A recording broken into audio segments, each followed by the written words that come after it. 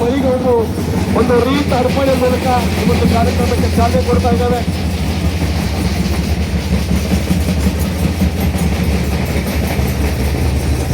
ಇಪ್ಪತ್ತೈದು ವರ್ಷದ ಕಾರ್ಗಿಲ್ ವಿಜಯೋತ್ಸವದ ಕಾರ್ಯಕ್ರಮ ಇದು. 27 ವರ್ಷಗಳ ಕಾರ್ಗಿಲ್ ಯುದ್ಧದಲ್ಲಿ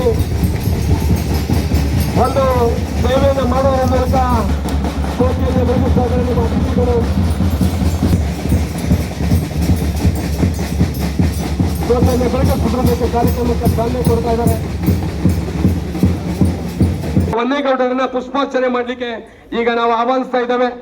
ಮೊನ್ನೆ ವಂದೇಗೌಡರು ಈಗಾಗಲೇ ನಮ್ಮ DSP ಸಾಹೇಬರು ಮುಲ್ಲಾರ್ಪಣೆ ಮಾಡಿದ್ದಾರೆ. ಈಗ ನಮ್ಮ ARTO ಸಾಹೇಬರು ಚಾಲನೆ ಕೊಡ್ತಾ ಇದ್ದಾರೆ. ಶ್ರದ್ಧಾಂಜಲಿ ಕಾರ್ಯಕ್ರಮ ಒಂದು ಕಾರ್ಯಕ್ರಮಕ್ಕೆ ಪುಷ್ಪಾರ್ಚನೆ ಮಾಡುವ ಮೂಲಕ ರೀತ ಅರ್ಪಣೆಯನ್ನ ಮಾನ್ಯ ವಂದೇಗೌಡರು ಸಾಹೇಬರಿಗೆ ಅರ್ಪಣೆ ಮಾಡ್ತಾ ಇದ್ದಾರೆ. ಒಂದು ಮಾಲಾರ್ಪಣೆ ಮಾಡಬೇಕು ಅಂತೇಳಿ ವಿನಂತಿ ಮಾಡ್ತಾ ಇದ್ದಾರೆ.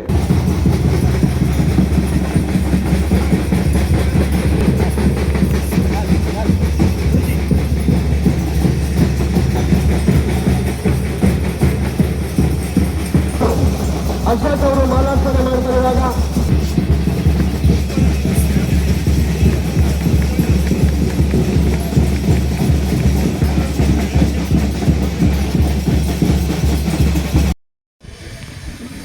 ಅತಿಥಿಗಳಾಗಿ ಆಗಮಿಸಿರ್ತಕ್ಕಂಥ ವಿಭಾಗದ ಪೊಲೀಸ್ ಉಪಾಧೀಕ್ಷಕರು ಆಗಿರ್ತಕ್ಕಂಥ ಶ್ರೀ ಚೆಲುವರಾಜು ಸರ್ ಅವರು ಈ ಒಂದು ಕಾರ್ಯಕ್ರಮ ಕುರಿತು ಮಾತಾಡಬೇಕು ಅಂತ ವಿನಂತಿ ಮಾಡ್ತಾರೆ. ಕಾರ್ಯಕ್ರಮದಲ್ಲಿ ಆಗಮಿಸುವ ನಿವೃತ್ತ ಸೈನಿಕರಿಗೆಲ್ಲ ವಂದಿಸುತ್ತಾ ಹಾಗೂ ಈ ಕಾರ್ಯಕ್ರಮದಲ್ಲಿರುವ ಎಲ್ಲರಿಗೂ ವಂದಿಸುತ್ತಾ ಒಂದೆರಡು ಮಾತಾಡೋದು ಇಚ್ಛೆಪಡ್ತೇನೆ.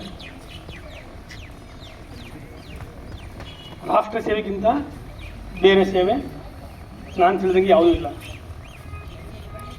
ನಮ್ಮ ದೇಶಕ್ಕೋಸ್ಕರ ಕಾರ್ಗಿಲ್ ಯುದ್ಧದಲ್ಲಿ ಹೋರಾಡಿ ಮಡಿದ ಹಾಗೂ ಜೀವಂತಿರುವ ಎಲ್ಲರಿಗೂ ಸಹ ಅವರ ಸಂಸಾರ ಕುಟುಂಬಕ್ಕೆ ಒಳ್ಳೆಯದಾಗಲಿ. ನಮ್ಮ ದೇಶವನ್ನು ಕಾಪಾಡ್ತಾ ಇರೋದು ಸೈನಿಕರೇ. ಅವರ ಸೇವೆ ನಾವು ಬಾಯಲಿಕ್ಕಾಗಲ್ಲ. ಅವರು ಇಡೀ ಸಂಸಾರವನ್ನು ಬಿಟ್ಟು ವರ್ಷಾನುಗಟ್ಟಲೆ ದೇಶದ ಗಡಿ ಭಾಗಗಳಲ್ಲಿ ನಮ್ಮ ರಾಷ್ಟ್ರವನ್ನು ರಕ್ಷಿಸ್ತಾರೆ. ನಮಗೆಲ್ಲ ಗೊತ್ತಿರಬೇಕು, ನಮ್ಮ ರಾಷ್ಟ್ರದ ಮೇಲೆ ನೆರೆಹೊರೆಯ ರಾಷ್ಟ್ರಗಳು ಎಷ್ಟು ಹೋರಾಟವನ್ನು ಮಾಡ್ತವೆ. ಅವನ್ನು ನಾವೆಲ್ಲ ಇವತ್ತು ಈ ರೀತಿ ಆರಾಮಾಗಿ ಬೆಳಗ್ಗೆ ಎದ್ದು ನಮ್ಮ ದಿನನಿತ್ಯ ಕಾರ್ಯಗಳನ್ನು ನಾವು ಹೆಂಗೆ ಮುಗಿಸ್ತಾ ಇದ್ದೀವಿ, ಅದನ್ನು ಹಾಗೆ ನಾವು ಈ ರೀತಿ ಆರಾಮಾಗಿ ಇರಲಿಕ್ಕೆ ಕಾರಣ ನಮ್ಮ ರಾಷ್ಟ್ರದ ಸೈನಿಕರೇ ಮುಖ್ಯ ಅಂತ ಹೇಳಲಿಕ್ಕೆ ಇಷ್ಟಪಡ್ತೇನೆ. ಈ ಕಾರ್ಯಕ್ರಮಕ್ಕೆ ನನ್ನನ್ನು ಆಹ್ವಾನಿಸೋದಕ್ಕೆ ಎಲ್ಲರಿಗೂ ವಂದಿಸುತ್ತಾ ನಾನು ಎರಡು ಮಾತು ಕೊಡ್ತೀನಿ. ಜೈ ಹಿಂದ್, ಜೈ ಕರ್ನಾಟಕ. ವಂದೇಗೌಡರು ಶುಭಾಶಯ ಕೋರಬೇಕು ಅಂತ ವಿನಂತಿ ಮಾಡ್ತೇನೆ ಸರ್. ಮಾಜಿ ಯೋಧರಿಗೆ ಹಾಗೂ ಇತರ ಸಂಘ ಸಂಸ್ಥೆಯವರಿಗೆ ನಾನು ಶುಭಾಶಯಗಳನ್ನ ಕೋರ್ತಾ ಇದ್ದೇನೆ. ನೋಡಿ, ಈ ದಿನ ನೀವೆಲ್ಲರೂ ಸುಭಿಕ್ಷರಾಗಿ ನೆಮ್ಮದಿಯಾಗಿ ಊಟ ಮಾಡ್ತಿದ್ದೀವಿ, ಮಲಗ್ತಿದ್ದೀವಿ, ನೆಮ್ಮದಿಯಾಗಿದ್ದೀವಿ ಅಂತ ಹೇಳಿದ್ರೆ ನಮ್ಮ ಗಡಿಯಲ್ಲಿ ನಮ್ಮ ದೇಶವನ್ನು ಕಾಯ್ತಾ ಇರುವಂಥ ಆ ಸೈನಿಕರ ತ್ಯಾಗ, ಬಲಿದಾನ ಹಾಗೂ ಅವರು ಏನು ತಮ್ಮ ಸಂಸಾರ, ತಮ್ಮ ಕುಟುಂಬ ಮತ್ತು ತಮ್ಮ ಪ್ರಾಣವನ್ನು ಲೆಕ್ಕಿಸ್ತೇನೆ ಅವ್ರು ಯಾವ ರೀತಿ ಸೇವೆ ಮಾಡ್ತಾ ಇದ್ದಾರೆ, ಇದರ ಒಂದು ಪ್ರತಿಫಲವಾಗಿ ನಾವು ಈ ದಿನ ನೆಮ್ಮದಿಯಾಗಿದ್ದೇವೆ. ಮತ್ತು ದೇಶದ ಬೆನ್ನೆಲುಬು ಅಂದರೆ ಮೊದಲನೇದಾಗಿ ರೈತರು ಅಂತ ಹೇಳ್ತೀವಿ. ರೈತರು ಬಿಟ್ಟರೆ ನಾನು ತಿಳ್ಕೊಂಡ್ರ ಪ್ರಕಾರ ನಮ್ಮ ಸೈನಿಕರೇ. ಯಾಕೆಂದರೆ ನೋಡಿ, ಎಲ್ಲರೂ ನಾವು ಯಾವ ಮಟ್ಟದಿಂದ ಬಂದಿರೋಂಥ, ಕೆಳಮಟ್ಟದಿಂದ ಉನ್ನತ ಮಟ್ಟದ ತನಕ ಇರೋವಂಥ ಕೂಡ ಒಂದು ಜೀವನೂ ಕೂಡ ಚೆನ್ನಾಗಿ ಜೀವನ ಮಾಡ್ತಾ ಇದೆ ಅಂತ ಹೇಳಿದ್ರೆ ಅವರ ತ್ಯಾಗ, ಬಲಿದಾನ, ಅವರ ಶ್ರಮ. ಸೊ ಇದಕ್ಕೆ ನಾವು ಯಾವುದೇ ರೀತಿ ಬೆಲೆ ಕಟ್ಟಲಿಕ್ಕೆ ಸಾಧ್ಯ ಇಲ್ಲ. ಇವರಿಗೆ ನಾವೆಲ್ಲರೂ ಸೇರಿ ಒಂದು ಶುಭನ ಹಾರೈಸೋಣ.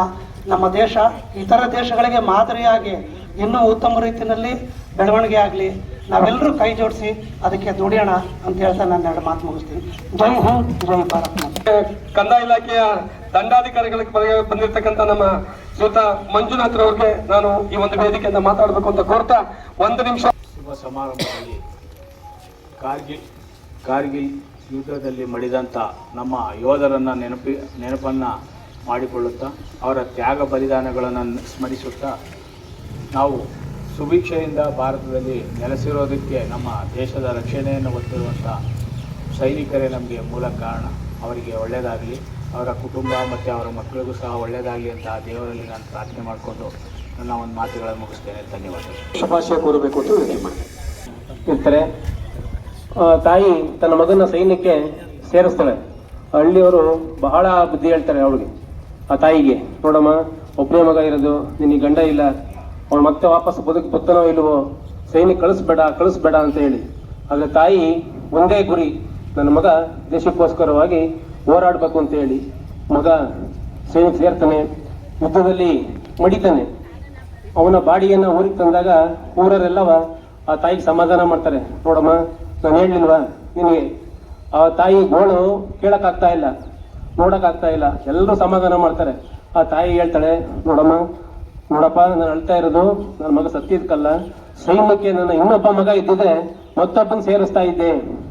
ಅಂದ್ರೆ ಇಲ್ಲಿ ನಾವು ವೈಯಕ್ತಿಕ ಬದುಕಿಗಿಂತ ದೇಶ ಮುಖ್ಯ. ಹಾಗಾಗಿ ಸೈನಿಕರು ದೇಶಕ್ಕೋಸ್ಕರವಾಗಿ ಪ್ರಾಣವನ್ನೇ ಮುಡುಪಾಗಿಟ್ಟು ದೇಶವನ್ನು ಕಾಪಾಡ್ತಾ ಇರ್ತಾರೆ. ಈ ಸಂದರ್ಭದಲ್ಲಿ ಈ ಒಂದು ಕಾರ್ಗಿಲ್ ವಿಜಯೋತ್ಸವ ಆಗಿರ್ಬೋದು, ಅನೇಕ ಘಟನೆಗಳಾಗಿರ್ಬೋದು, ದೇಶ ರಕ್ಷಣೆಯಲ್ಲಿ ಸೈನಿಕರ ಪಾತ್ರ ಬಹಳ ಮುಖ್ಯ ಅಂತಕ್ಕಂಥ ಒಂದು ಶುಭ ಹಾರೈಕೆಯನ್ನು ವ್ಯಕ್ತಪಡಿಸ್ತಾ ಎಲ್ಲರಿಗೂ ಧನ್ಯವಾದಗಳು.